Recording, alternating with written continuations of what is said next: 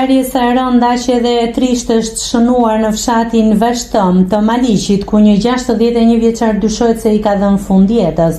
Shtetasi Ismaili mësohet se ka qelluar veten me armë gjaut çifte për shkak se viktima kishte humbur bashkëshorten rreth 3 muaj më parë dhe kjo e kishte rënduar shumë psikologjikisht, duke ja bërë të pamundur të përballonte dhimbjen.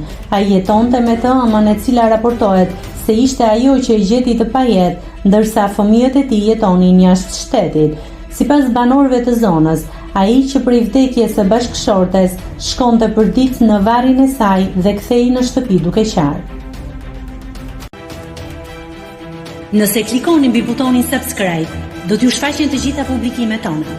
Ju ftoj t'i bëni subscribe kanalit, të pëlqeni videot dhe të lini komentin tuaj.